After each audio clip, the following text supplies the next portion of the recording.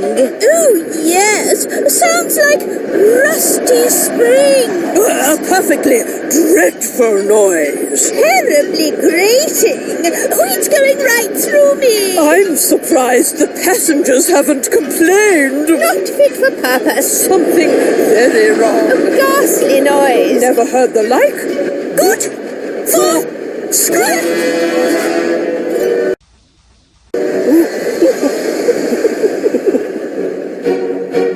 Annie and Clarabelle's plan worked a little too well. Everybody off. Everybody out. I need to speak to a professional.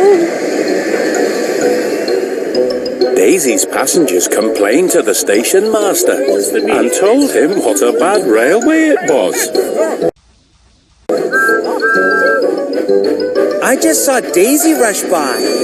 Why did she leave you here? She had to speak to a professional. A professional? What about? Highly sprung springs? Well, she can't just abandon you and her passengers like this. I'm going to have a word with Sir Topham Hatt.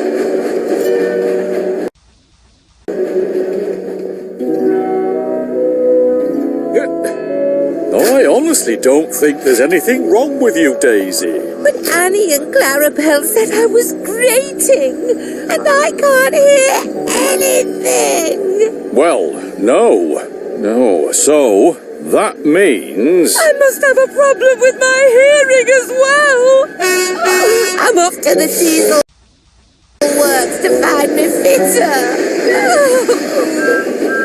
Thomas, what have Annie and Clarabelle been saying to Daisy? I don't know, but Daisy has been rude to them since she first arrived. And abandoning them in Maithwaite? Well, that's going too far. It was dark, and it looked like Annie and Clarabelle were going to be left at Maithwaite overnight.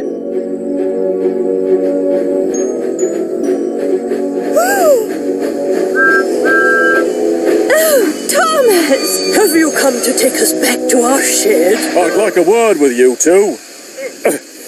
It seems that someone has been putting ideas into Daisy's head. She's been at the diesel works all evening, and her fitter says there's nothing wrong with her. Do you two have anything to say about this? Two wrongs Don't make a right. Precisely. Just because Daisy was unfriendly, that doesn't mean you should be unkind in return. I expect better from the both of you. Sorry, sir.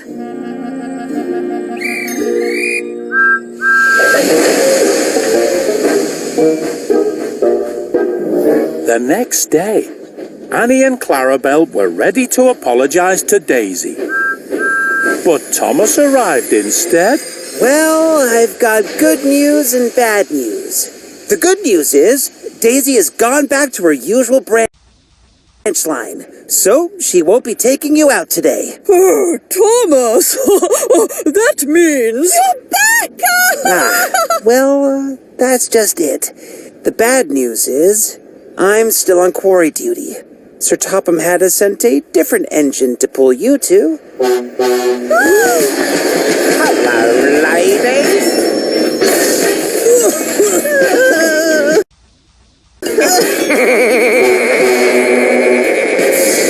So poor Annie and Clarabelle had to spend the entire day with dirty, devious Diesel.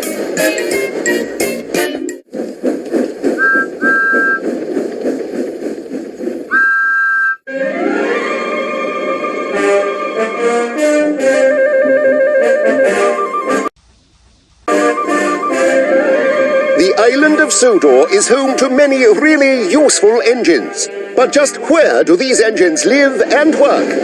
Welcome to Landmarks of Sodor, where we explore the stations, quarries, castles, sheds, and shunting yards that make this island such a wonderful place to be an engine. This week, Random Docks. The These docks provide a maritime gateway to the mainland and beyond. They are the main loading and unloading point for cargo coming to and leaving the island. The Sodor Shipping Company is based here and is largely responsible for all trade between the island of Sodor and the mainland. Exports include China clay from the China clay pits, slate from the Blue Mountain Quarry, and fish, which are transported by Henry and the Flying Kipper. Gordon's Express stops here once a day to pick up passengers from the big liners such as the SS Rockstar. Sodor imports only what it cannot grow or make itself. This includes bubble mixture for Mr. Bubbles Bubbles and rock salt, which keeps the island's roads and this dockside from becoming slippy and dangerous in winter. This makes it a safe place to work for engines such as Salty, who is the dockside diesel. He's a friendly, practical engine who always has a story to tell or a sea shanty to sing. And here's Porter. Porter came to work at Brendam Docks when Salty was having engine trouble. The two engines are best of friends, working together to organize freight and keep the docks ship-shape. Cranky is the most well-known of the dockside cranes. He is extremely hard-working, but can be a bit grumpy. Cranky by name, cranky by nature. And it's not just freight that travels by sea to the docks. Engines sometimes arrive on the island this way. Cranky is responsible for loading and unloading them safely. So there we have it, viewers. Brendam Docks, a busy place and the first port of call for most visitors to Sodor. Join us again soon when we visit more Landmarks of Sodor. Cheerio! Over the hill. Many years ago, Glyn, the coffee pot engine, used to look after Thomas's branch line. But even before Thomas came along, the old engine had been moved from siding to siding and forgotten about. Until one day, just before Christmas. 'Tis a season to be jolly, la-la-la-la-la-la-la. Hey, be careful! You nearly hit me. Glyn was rediscovered, and the Earl of Sodor arranged for Glyn to be restored, and brought him to work with Stephen up at Ulfstead Castle. Come on, Stephen! It's a lovely morning. Is it? Oh, already? Oh, you're up early, Glyn. Why don't I give you a proper guided tour while the castle's closed to the public? Hey, wait for me!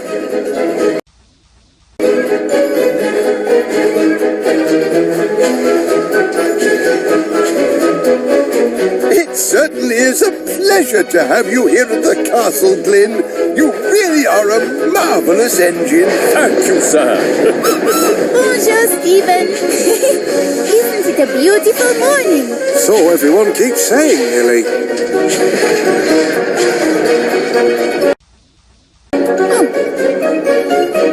But of course that was long before I started expanding my estate. And what an estate it is, eh, sir? I always tell my visitors... Of course, I'm not finished expanding yet.